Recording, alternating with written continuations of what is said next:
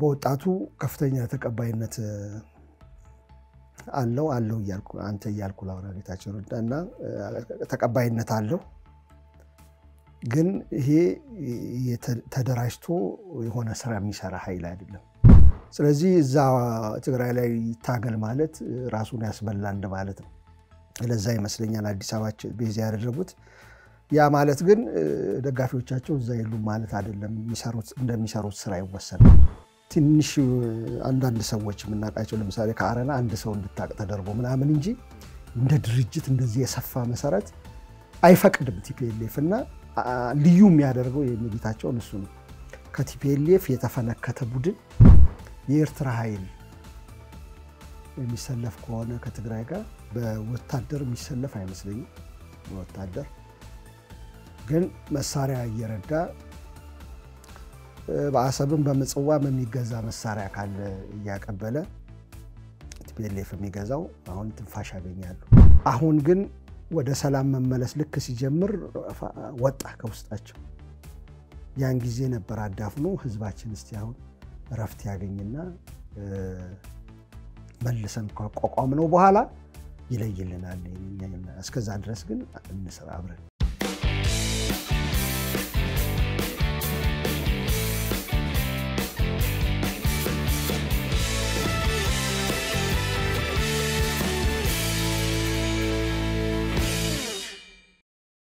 ክቡራን ሰላምታችን በያላችሁበት ያለም ዳርቻ ድረሳችሁ የተወደዳችሁ የአንድ አፍታ ቤተሰቦች ከአንድ አፍታ ወደ እናንተ የሚደርሰው ከአማር መኮንን ጋር በመሆን የምናዘጋጀው የአንድ አፍታ ትንታኔ ዝግጅታችን ነው ተጀምሯል ወቅታዊ ጉዳዮች ላይ ትኩረት እናደርጋለን ጌታቸው ረዳ ስለመሰረቱት የትግራይ ሊበራል ዲሞክራሲ ፓርቲ ጉዳይ እንነጋገራለን ህዋት ግንቦት 5 በይፋ ይሰረዛል እየተባለ ይገኛል በአንጻሩ ህዋት ደግሞ ህጋዊ ሰውነቴ እኔ በመፈለገው መንገድ የማይመለስ ከሆነ ከባድ መዘዝ ያስከትላል የሚል ጉዳይን እያነሳ ይገኛል ከዚህ በተጨማሪም አሁንም በጀነራል ታደሰ አስተዳደር ስር በህወሓትና በኤርትራ መንግስት በኩል ግንኙነቱ ተጠናክሮ መቀጠሉ የሚገልጹ መረጃዎች ወጥቷል ከሰሞኑም አንድ ከትግራይ የጸጥታ ኃይሎች እንደዚሁም ደግሞ ከቲዲኤፍ አዛዦች መካከል የተውጣጣ ቡድን ወደ ኤርትራ ማምራቱን የሚገልጽ መረጃ ሲሰራጭ ነበር እነዚህ ጉዳዮች ላይ እናተኩራለን አብራችሁን ቆዩ አሚጎ እንኳን ደህና መጣ ጌታቸው ረዳ አዲስ ፓርቲ መስርተዋልና ከዚህ በኋላ የደብረ ጽዮኑ ህዋት ይያልን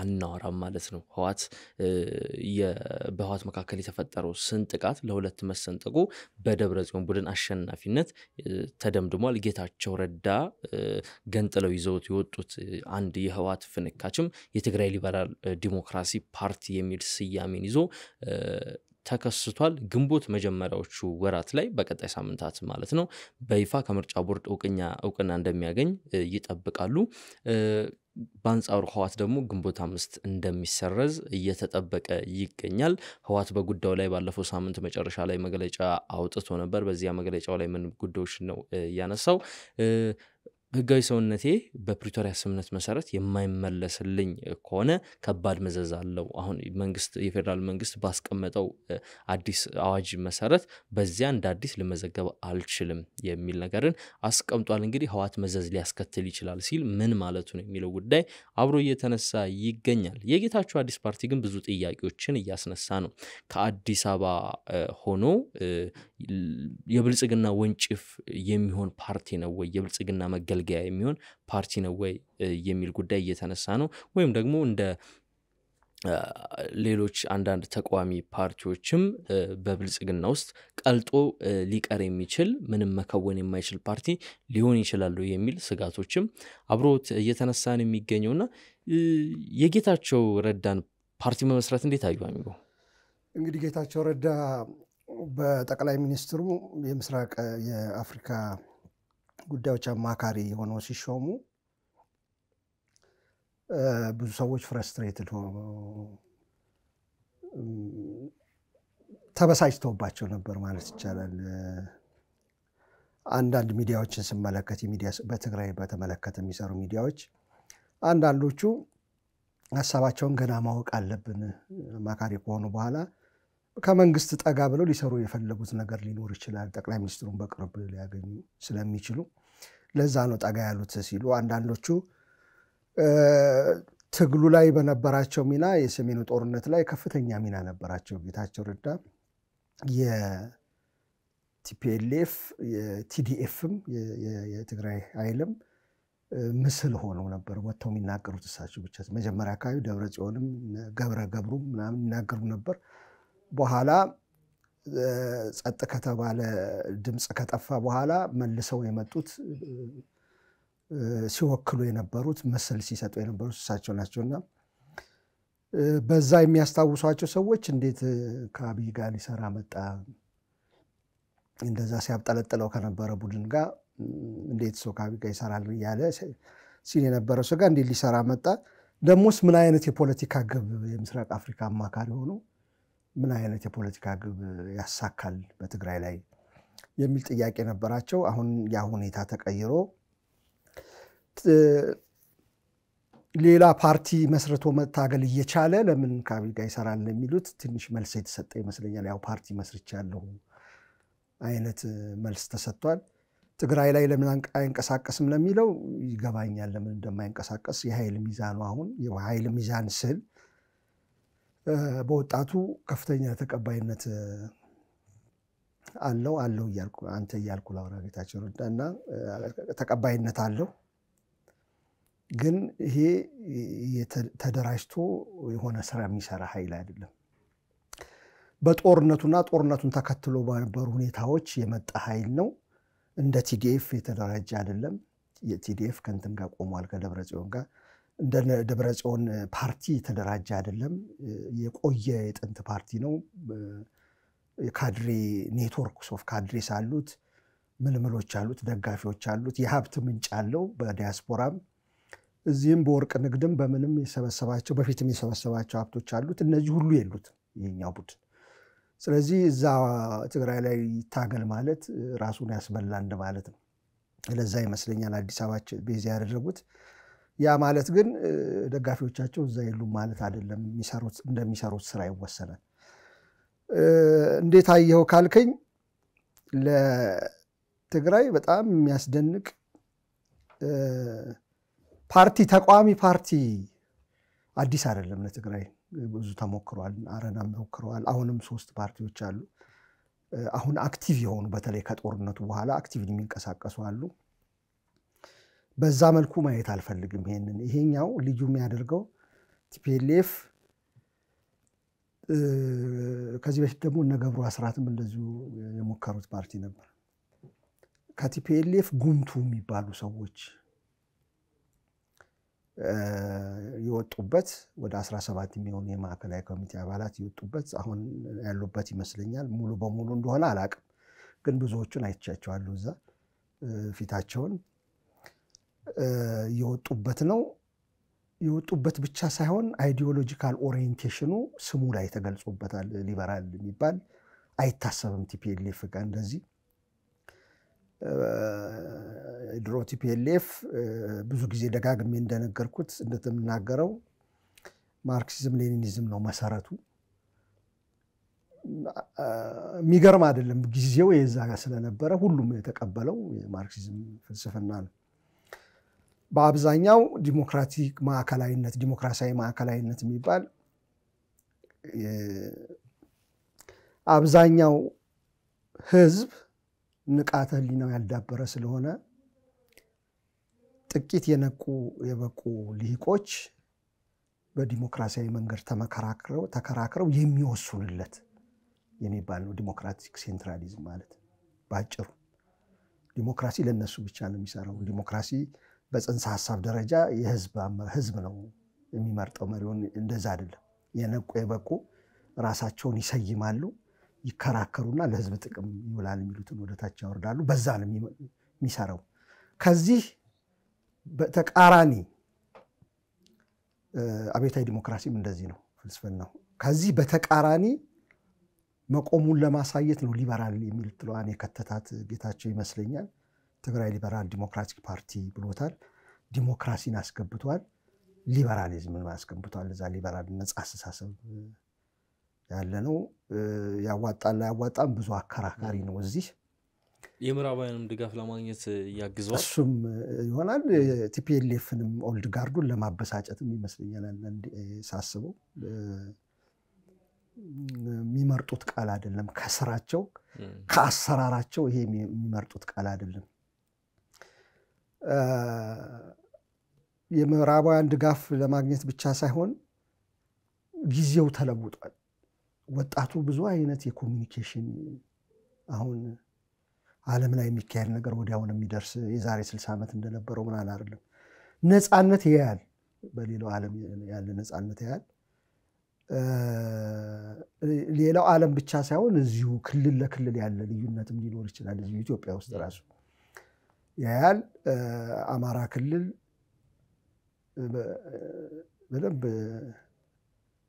የተደራጀ ተቋሚ ቡድን በቅርብ ጊዜ በፊት አልነበረም ተሰርቷል በፊት እነ ማሃድ ምናምን መላው አማራ ይበሉ እንጂ ሁሉንም ያቀፈ ድርጅት ነበር እንጂ ኦሮሚያ ክልል ብዙ ተቃዋሚዎች በተለይ ኦፌኮና ኦነግ ተቃዋሚዎች ናቸው ኦዲፒ ትግራይ ውስጥ አይታሰብም ነበር እንደዛ ትንሽ አንዳንድ ሰዎች ምናቃቸው ለምሳሌ ከአረና አንድ ሰው እንድታቅ ተደርጎ ምናምን እንጂ እንደ ድርጅት እንደዚህ የሰፋ መሰረት አይፈቅድም ቲፒኤልኤፍ እና ልዩ የሚያደርገው የነጌታቸው እሱ ነው ከቲፒኤልኤፍ የተፈነከተ ቡድን ዋና የዛ አራማጅ የነበረ ቡድን ቀደም ያልኩ የአብዮታዊ ዲሞክራሲ የዲሞክራቲክ ሴንትራሊዝም በካድሬ ኔትወርክ በምንድነው ጠናፍርቲ የሚሉት በሱ የሚያምል ቡድን ወደ ሊበራል ስሙን ሲቀይር አዲስ ነው ከዛ ምን ጥያቄ ይመጣል እውነት ያ መንፈስ ይለቃቸዋል ወይ ጌታቸው በፊትም እንደዛ አይነት ምልክት የሚያሳይ ሰው ነበር ከበፊትም ሪፎርም ነገር ይፈልጋል በወጣት መተካት ይፈልጋል የድሮም ቡድን ምናምን ግን አብረውት የሚሰሩትን ሰዎች ሳይ እውነት እነዚህ ሰዎች ከቲፒኤልኤፍ መንፈስ ይላቀቃሉ ወይ የሚል ሐሳብ አለ አንድ ተግዳሮት እሱ ሊሆን ይችላል እና ቀደም አንተ እንዳልከው አሁን ለሁለት ቲፒኤልኤፍ ያን አንድ የደብረጽዮንና እንትን ብለን በቀደም ስንሰራ እንደዛ ያን ነበር አሁን እንደዛ ስትል ያሰብኩ የነበረው እኔ ምናልባት ቲፒኤልኤፍ ከተሰረዘ ደግሞ ቲፒኤልኤፍ ብለን የምንጠራው ቡድን ላይኖር ይችላል ከጊዜ በኋላ በእንትን ከተሰረዘ በግንቦት 5 ከተሰረዘ ያ የሚያመጣውን ውጤት በኋላ እናያለን እና እነዚህ ነገሮች ናቸው በጣም ልዩ አድርጌ የማያቸው አንድ ከቲፒኤልኤፍ አይዲዮሎጂካል ኦሪየንቴሽን በተቃራኒ መስመር የቆመ ኢቭን ሰዎች ከቲፒኤልኤፍ ለዘብ ስታደርግ ወደ ሶሻል ዲሞክራት ምናምን ነው የምታደርገው እና በየነ ጴጥሮስ መሰረቱት ፕሮፌሰር በየነ ይሄኛው በተቃራኒ ነው በምዕራባውያን እንደሚሉት ወደ ሊበራል ነው ሄደው ያዋጣሉ ያዋጣም እናየዋለን አንድ ልዩ የሆነብኝ ግን እሱ ነው በተቃራኒ የቆመ ቡድን ሁለት ከቲፒኤልኤፍ ጉምቱ ሆነው ነበየነ መክሮና ክንደያ የማከላይ ወሳኝ ሚና የነበራቸው ሰዎች ተሰንጥቀው በመሰረታቸው ልዩ ያደርገዋል በሶስተኛ ደረጃ አንተ ያልከው ፖይንትም ይሰራል ምዕራባውያኑን ስበት ሊያገኝ ይችላል የምዕራባውያኑን ስበት እንትን መሳብ በስሙ ብቻ ሳይሆን ያኛው ቡድን ከኤርትራ ጋር መስራቱ የጌታቸውን ቡድን ተመራጭ ሊያደርገው ይችላል ለዚህም ይሆናል ስሙን እንደዛ ብሎ የጠራው ላለው መጠብቀው ፌደራል መንግስት በእርግጠኝነት ያጸድቋል አሁን ለአዲስ ተመሰረተ እንትን ነው ድጋፍም እንደሚያደርግለት ተጠብቃለሁ አብሮ ሲሰራ ስለነበረ ከዛኛው ቡድን ጋር በተለያዩ ምክንያቶች ሲጋጭነን አሁንም የከረት እንትን ነው እየታየ ያለው መግለጫ ቀደም የተናገርከው የከረረ መግለጫ ነው እንተያያለን አይነት ነገር ነው የኛው የሚደግፈው ይመስለኛል እንዴት ይሰራል ለሚለው ሁለት አማራጭ ነው የሚታየኝ እንደሚን ታይም ጦርነት የሚከፈት ከሆነ እዛ አካባቢ ብዙ ጊዜ ተናግረናል ጦርነት የሚጀመር ከሆነ ይሄ ከፌደራል መንግስት ጋር የቆመ ቡድን ሊሆን ይችላል የሚል አሰባለኝ በተለይ እነዚህ ሰዎች የመጡበት ቦታ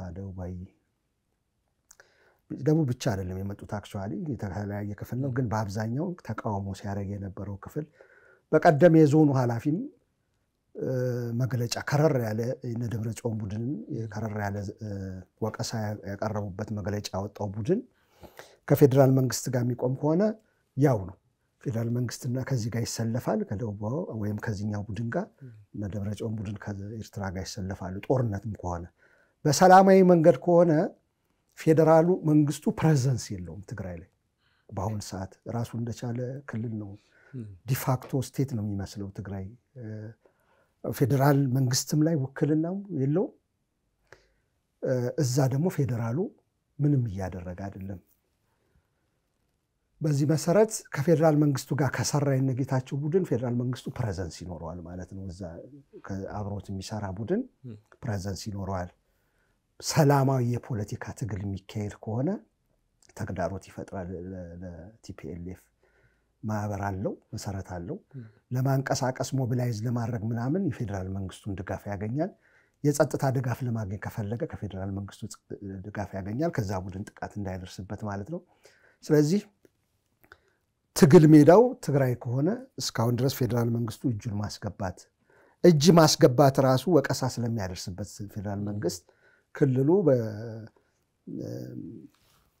ራሳችን ሰልፍ ዲተርሚን እናረጋለን ራሳችን እንወጣዋለን ለምን ጣልቃ ገባ ያለ ይወቅስ ስለነበረ አሁን ራሱን የቻለ ፓርቲ የተመሰረተ ፓርቲ በትግራይያን የተመሰረተ ፓርቲ እንዳውም በቲፒኤልኤፍ አባላት እዛ ምን ይኖረዋል ፕሬዘንስ እንዲኖረው ይሆናልና ሰላማዊ ትግልም ከሆነ ሰላማዊ ትግል እዛ ይካሄዳል ጦርነትም ከሆነ ከዚህኛው ቡድን ጋር ይሰለፋል ሁለቱ ነው የሚታየኝ እንግዲህ ፓርቲው ቀጥሎ ምን ይሆናል የሚለው ማለት ነው ይሄ ግን ከአዲሱ የጌታቸው ፓርቲ ውጤታማነት ጋር ተያይዞ እንግዲህ እየተነሱ ያሉ ጉዳዮች አሉ አሁን ባለፉት ሳምንታትም ወራቶችም ስንወያይበት ነበር ዓለም አቀፍ ሚዲያዎችም ተቋማትም ትኩረት ሰጥተው ሲያስገነዝቡት የነበረ ጉዳይ አለ እሱ ምንድነው በትግራይ አንድ ያንዣበበ የጦርነት ስጋት አለ በተለይም ይሄ ከኢትዮ ኤርትራ ወታደራዊ ፍጥጫና ግለት ጋር ተያይዞ እንግዲህ ትግራይ በሁለቱ ሀገራት ግጭት ምናልባትም የጦር አውድማ ዳግም ልትሆን የምትችልበት እድል ሰፊ ነው በሚል ስጋታቸውን እየገለጹ ያለበት ወቅት ነው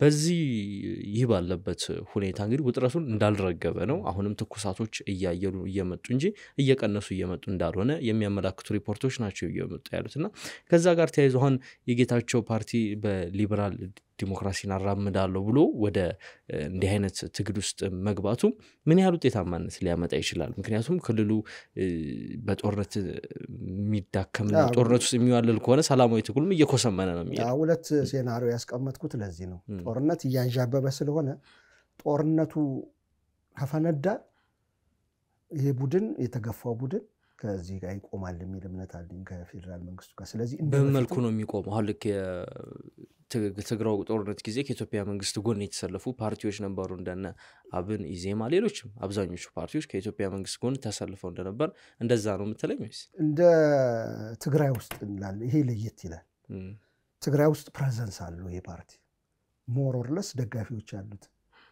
አካባቢም አለው ስለዚህ አክቹዋል ቼንጅ አሁን ትግራይ እንደሙሉ ነበር ባለፈው የተንቀሳቀሰችው ምንም ነፋስ ሳያስገባ እንኳን የፓርቲ ልዩነት ቀርጦ ሰላማዊ ፓርቲ አያገባኝም ቲፒኤልኤፍ ያላቸው ልዩነትም ዛፍነውትም ነበር በሙሉ ትግራይ ሐኪም ስትል ጋዜጠኛ ስትል ከውጭ የመጣ ስትል በሙሉ በአንድ ትንፋሽ በአንድ መንፈስ ነው የተንቀሳቀሰው አሁን አይሆንም እሱ ነው የምለው ጦርነት ከተጀመረ ይሄ ቡድን የዞኑ አስተዳዳሪ ሰምታቸው ከሆነ ይሄ ራያ ምናምን አካባቢ የነበረው ከፍተኛ ውድመት የደረሰበት ጦርነቱ በጣም ያስተናገደው በተለይ የሁለተኛው ጦርነት በጣም ያስተናገደ ክፍል ነው ቁስለኛን ሲያነሳ ምናምን የነበረ ክፍል ነው ያ እንግዲህ ረርቷል ለትግራይ ተዋጊዎች አሁን ያማይውን ከሆነ በተለይ ደግሞ አቅራቦቱ ለሸዋ ስለሆነ ወደዚህ የሚቀርብ ስለሆነ ወደ በወሎ በኩል ወደዚህ ወደ ፌደራል መንግስቱ የሚቀርብ ስለሆነ ሩቅ ያለ እንዳድዋ ምናምን አይደለም በዚህኛው በኩል ያለ ነው የውጊያ ቦታዎችም አሉት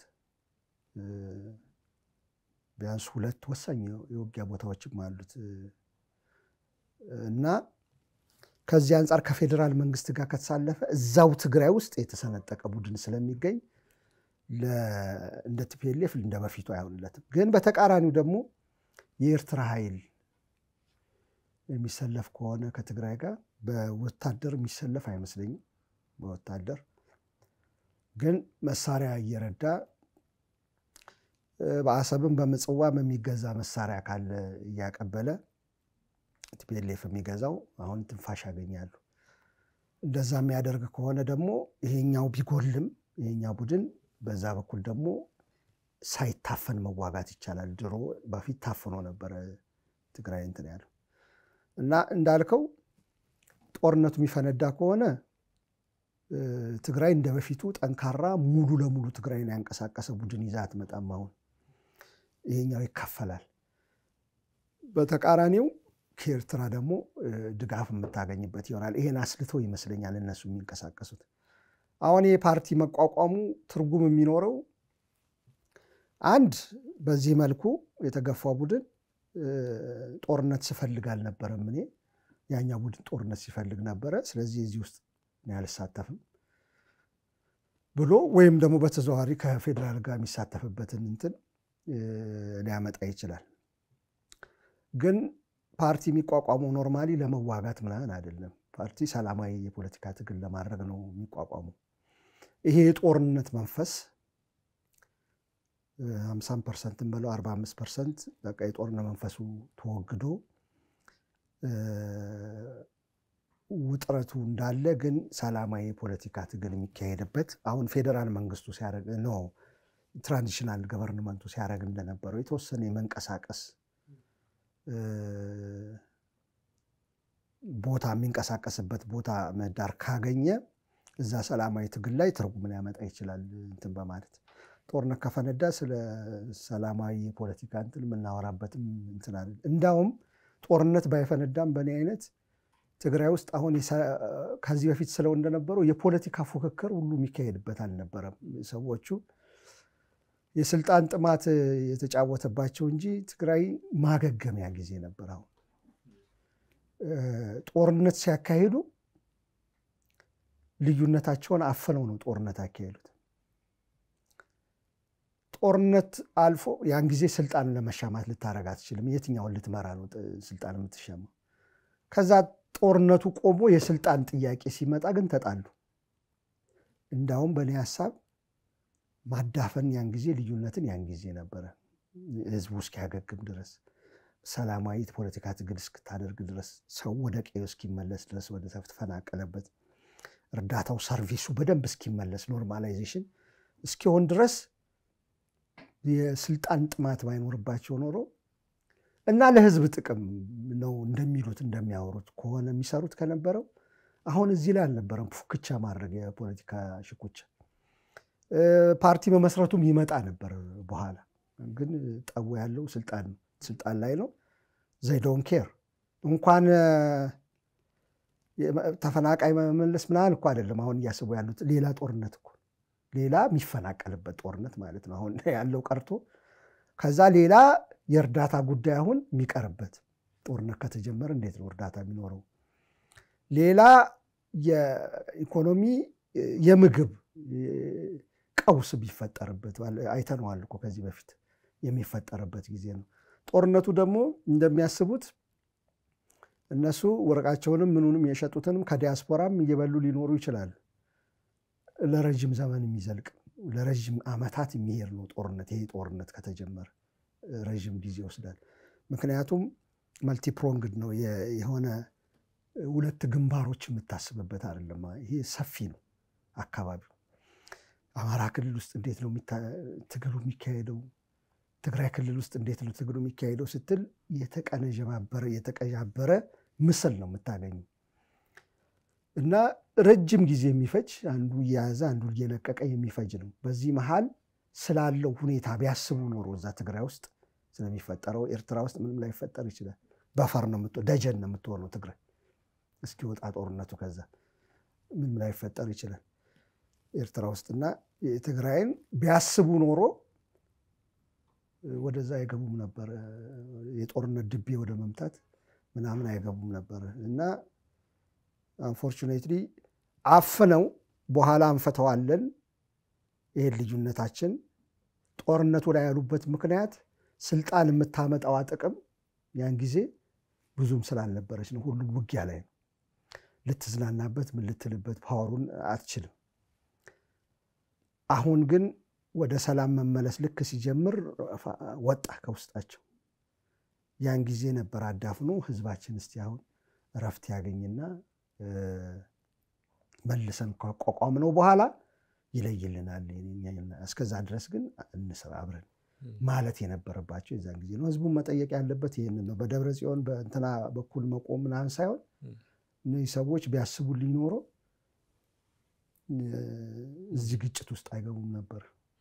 እሱ ያን ጥያቄዎች ያን የውጥረቱም ሰሞን በስፋት ሲስተጋቡ እንደነበርም እናስታውሳለን። በተለያዩ የተቃውሞ ጎዳናዎች ላይ በተለይም በትግራይ ክልል በተደረጉ ማለት ከዚሁ ጋር አያይዘንስ የእንትኑንም አጠር ባለ ወደ መደምደሚያችንም እንድናመራ ያግዘናል።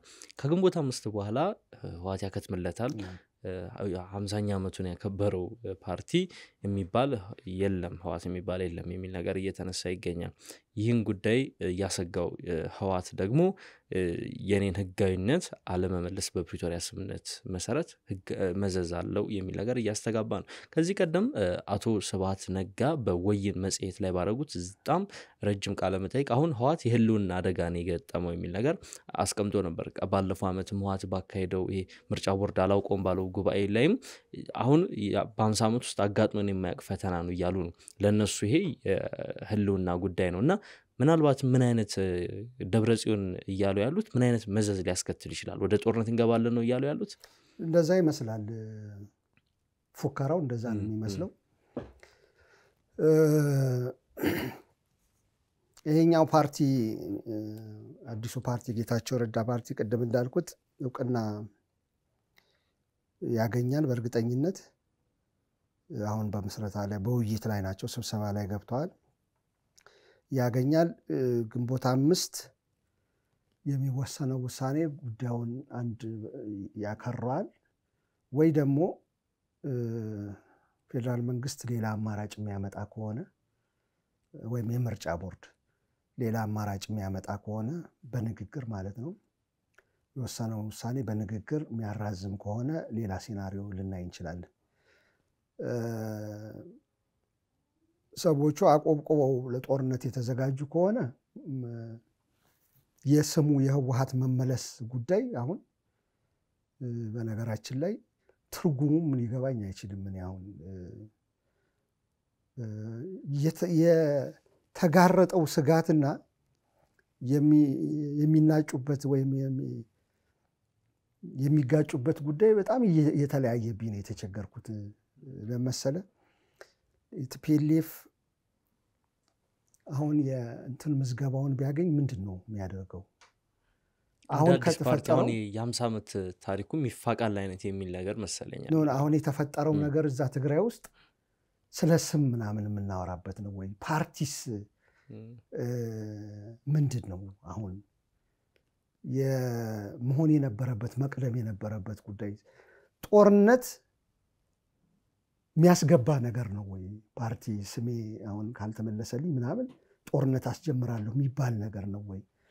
ያ ስሙ ተንጠልጥሎ ቢቀር አይሻልም ወይ? ኖርማል እስኪደረግ ድረስ ነገርየው ቀደም እንዳልኩት የህዝብ መረጋጋት ሰርቪስ ምናምን እስኪመጣ ድረስ ይሄ ውጥረት እስኪተነፍስ ድረስ ተንጠልጥሎስ ቢቆይ ምንድነው ችግሩ?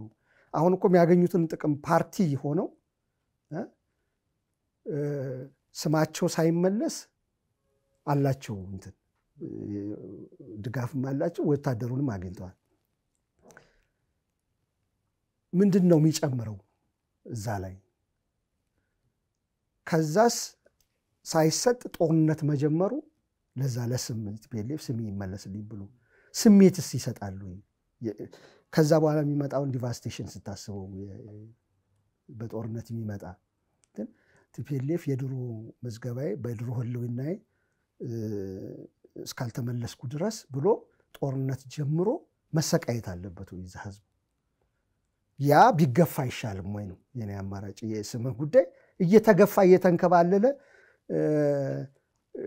ኖርማል ነገሮች ሲስተካከሉ ብትጠብቅ ምንድነው ችግሩ? ጦርነት ከማንሳት ወይስ እያንዳንዷን የምታደናቅፍ ነገር ጠብቆ እቺ የቆየች ቂም አለች አይደለም እሷ ነች ዋና ነገሩ። ያኮረፉ ጀነራሎች እያንዳንዷን ከፌደራል መንግስት ጋር የሚደረግን እንትን ተብሎ ጦርነት ልክ ቀላል እንደሆነ ነገር የሚያስገርመው ነገር ከነዚህ ሰዎች በላይ እኔ ቁጭ ብዬ እንደማወራው ልምድ የለኝም። የጦርነት ልምድ አላቸው። ሰው ሲሞት አያዩም ወይ? አገር እንዴት ሲፈርስ አያዩም ወይ? አሁን ስለ ስም ተከራክሬ አለበለዚያ ጦርነት ውስጥ ገባለሁ ወይ የምትልበት ጊዜ ነው ወይ? ስንት ቀዳሚ ነገር እያለ እሱ ነው መሬት ላይ ያለ ነገርና ሰዎቹ የሚያወሩት ነገር ይጋጭብኛል የምለው በዚህ ምክንያት ነው። በዚች ምክንያት እንዴት መልሰህ ያንን ህዝብ መልሰህ እዛ መከራ ውስጥ ተከተዋለህ የሚለው ከዛ እኮ ሌጂቲሜሲው የቲፒኤልኤፍ አሁን አይደለም የሚመጣው። ጦርነት መጥቶም አይደለም ሰላም ሆኖ ቲፒኤልኤፍ ራሱ ቀርቦ ለውድድር ከጦርነት በኋላ ያለው ቲፒኤልኤፍ በፊተኛው መጎረር አይችልም። አሁን ከጦርነት በኋላ ሐሳቡን የቀየረ ብዙ ሰው አለ። በዛ ነው ሌጂቲሜሲን የሚያገኘው። ገና አላወቀም። ገና ሌጂቲሜሲ እንዳለው እንደሌለው አላወቀም።